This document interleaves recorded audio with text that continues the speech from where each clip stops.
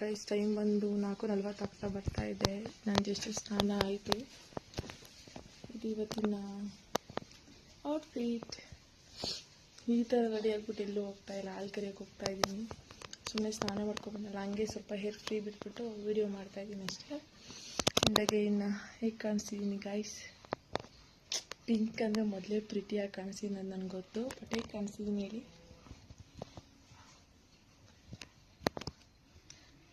ನಾನು ಇನ್ನೊಂದೇನು ಹೇಳಬೇಕು ಅಂತ ಹೇಳಿದ್ರೆ, ಸೋನು ಶ್ರೀನಿವಾಸ್ ಗೌಡ ಅವ್ರನ್ನ ಇನ್ಸ್ಪಿರೇಷನ್ ಆಗಿ ತೊಗೊತೀನಿ ಅಂತ ಅಂದಾಗ ನನಗೆ ಗೊತ್ತಿರೋರು ನಂಗೆ ಮೆಸೇಜ್ ಹಾಕೋರೆ, ಅಪ್ಪ ಅಲ್ಬಿಟ್ಟು ಇಲ್ಬಿಟ್ಟು ಅವ್ರನ್ನ ತೊಗೊಂಬಿಟ್ಟು ಅಂತ. ಯಾಕೆ ಇವತ್ತು ಅವ್ರು ಒಂದು ಕಂಪನಿ ಬ್ರ್ಯಾಂಡ್ ಅಂಬಾಸಿಡರ್ ಆಗಿದ್ದಾರೆ. ಅವ್ರ ಲೈಫಲ್ಲಿ ಏನೇ ಆಗಿರಲಿ ಇವತ್ತು ಎಷ್ಟು ಮಟ್ಟಿಗೆ ಬೆಳೆದು ನಿಂತಿದ್ದಾರೆ. ಇವಾಗ ಯಾರೋ ಏನೋ ಅಂತಾರೆ ಅಂತ ಅವ್ರು ಫೀಲ್ ಮಾಡ್ಕೊಂಡಿದ್ದಾರೆ, ಮಾಡ್ಕೊಂಡಿರಿ ಇವತ್ತು ಅವ್ರ ಲೆವೆಲ್ಗೆ ಬರ್ತಾ ಇರಲಿಲ್ಲ. ಗುರು ನಾನು ಅವ್ರನ್ನೇ ಇನ್ಸ್ಪಿರೇಷನ್ ಆಗಿ ತೊಗೊಳೋದು, ಯಾರೇನೇ ಅಂದರೂ ಅಷ್ಟೇ ಅಲ್ವಾ? ಕರೆಕ್ಟ್ ಅಲ್ವಾ ಗೈಸ್? ಒಂದು ದಿವಸದಲ್ಲಿ ಹಾಲು ಹಾಕಿದ್ದೀನಿ ಆಲ್ರೆಡಿ, 5:15 ಆಗ್ತು ಟೈಮು. ಅಪ್ಪ ಬಂದು ಫೋನ್ ಮಾಡಿದ್ರು, ಲೇಟ್ ಆಗುತ್ತೆ ಇವತ್ತು ಉಳ್ಕೊಳ್ಕೊಂಬರೋದು, ಸೊ ನೀನೇ ಹಾಲು ಕಟ್ಬಿಡು ಅಂತ ಹೇಳಿ. ಒಂದಲ್ಲ 7 ಹಸಿನಲ್ಲಿ ಹಾಲು ಕರಿಬೇಕು. ಇವಾಗ ಹಾಲು ಕರೆದ್ಬಿಟ್ಟು ಅಪ್ಪ ಬರೋ 6:15 ಹಾಲು ಕರೆದು ಇಟ್ಬಿಡ್ಬೇಕು ಕ್ಯಾನ್ಗೆ. ಪಪ್ಪ ತಗೊಂಡೋಗಿ ಹಾಕಿದ್ದು ಬರ್ತಾರೆ. ಎಲ್ಲ ಮಾಡಬೇಕು, ಎಲ್ಲ ಕಲ್ತಿರ್ಬೇಕಲ್ವ ಗೈಸ್? ಕೈಲೇ ಕರಿತೀನಿ, ನಮ್ದು ಏನು ಟೆನ್ಷನ್ ಇಲ್ಲ. 45 ಲೀಟ್ರು ಅಷ್ಟು ಹಾಲನ್ನ ನಾನು ಒಬ್ಬಳೇ ಕರ್ಕೊಂಡೋಗಿ ನಮ್ಮ ಅಕ್ಕನ ಮದುವೆ ಟೈಮಲ್ಲಿ ನಮ್ಮ ಅಪ್ಪ ಇನ್ವಿಟೇಷನ್ ಕೊಡೋಕೆ ಹೋಗಿದ್ರು. ಮಿಷಿನ್ ಇರಲಿಲ್ಲ ಅವಾಗ. ಕೈಲಿ ಕರ್ಕೊಂಡೋಗ್ಬಿಟ್ಟು ನಮ್ಮ ಗಾಡಿ ಇದೆ ಸ್ಪ್ಲೆಂಡರ್, ಅದಕ್ಕೆ ನಾನೇ ಕರ್ಕೊಂಡೋಗ್ಬಿಟ್ಟು ತೊಗೊಂಡೋಗಿ ಹಾಲಿಂದರಿಗೆ ಹಾಳಕ್ಕೆ ಬರ್ತಾಯಿದೆ. ಆಮೇಲೆ ನಮ್ಮ ಗಾಡಿ ತೊಗೊಂಡೋಗಿ ಮಿಷಿನ್ನ ಬಸ್ಸಿಗೆ ಹಾಕಿದ್ದೀನಿ. ಮಿಷಿನ್ ಹೆಂಗೆ ಹಾಲು ಕರಿಯೋದು ಮಿಷಿನ್ ಹೆಂಗೆ ವರ್ಕ್ ಮಾಡುತ್ತೆ ಅಂತ ಹೇಳಿದ್ರೆ, ಈ ಥರ 4 ತೊಟ್ಟಿಗೂ ಹಾಕಬೇಕು. ಇದರಲ್ಲಿ ನೋಡಿ ಹಾಲು ಬರ್ತಾಯಿದೆ. ಇದರಿಂದ ಪೈಪಲ್ಲಿ ಒಳಗಡೆ ಹೋಗಿ ಈ ಕ್ಯಾನ್ಗೆ ತುಂಬಿಕೊಳ್ಳುತ್ತೆ. ಫೈನಲಾಗಿ ನೋಡಿ ಇಲ್ಲಿ ಬರ್ತಿದೆ ಹಾಲು, ಕಾಣಿಸ್ತಿದೆಯಾ? ಇದರೊಳಗಡೆ ಬಂದು ತುಂಬಿಕೊಂಡು ಕ್ಯಾನ್ ಫಿಲ್ ಆಗುತ್ತೆ ನೋಡಿ. ಅದು ಜಸ್ಟ್ ಇದು ಮಾಡುತ್ತೆ ಅಷ್ಟೇ, ಲಿಪ್ ಮಾಡುತ್ತೆ ಅಷ್ಟೇ ಹಾಲು ಕರಿಯೋದು. ಹಳ್ಳಿಯವ್ರಿಗೆ ಗೊತ್ತಿರುತ್ತೆ, ಸಿಟಿಲಿರೋದು ಗೊತ್ತಿರಲ್ಲ, ಸೊ ಅದಕ್ಕೆ ವಿಡಿಯೋ ಮಾಡಿದೆ. ಇಷ್ಟೇ ಗೈಸ್ ಹಾಲು ಕರಿಯೋದು.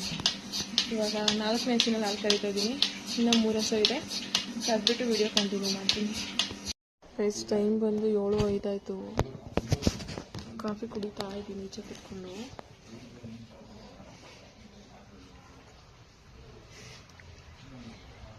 ಏನಂತ ನೋಡಿ ಇವತ್ತು ಇಷ್ಟು ಕಾಫಿ ಮಾಡ್ಕೊಂಡಿದ್ದೀನಿ. ನೀನು ಕಾಫಿ ಕುಡಿಲಿಲ್ಲ, ಅದಕ್ಕೆ ನಿಮಗೆ ಕುಡಿಸ್ಬೇಕು ಅಂದ್ಬಿಟ್ಟು ಕಾಫಿ ಮಾಡ್ಕೊಂಡು ಕುಡಿತಾ ಇದ್ದೀನಿ.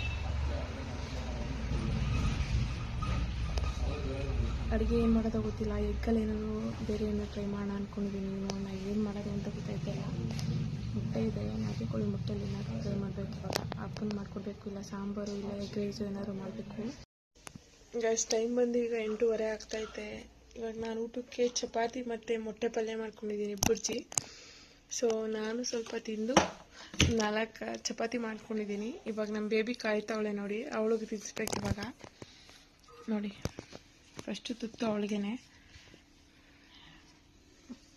ಕೊಂಡು ಮೊಟ್ಟೆ ಹಾಕ್ಕೊಂಡು ಚಪಾತಿ ಎತ್ಕೊಂಡು ರೋಲ್ ಮಾಡಿ ಹಿಂಗೆ ಬಾಯಿಗೆ ಕೊಡಬೇಕು. ಅವಳು ಹಿಂಗೆ ತಿಂತಾಳೆ ನೋಡಿ. ನೋಡಿ ಅದು ಅವಳಿಗೆ ಮೊಟ್ಟೆ ಅಂದರೆ ಮೊದಲೇ ಇಷ್ಟ.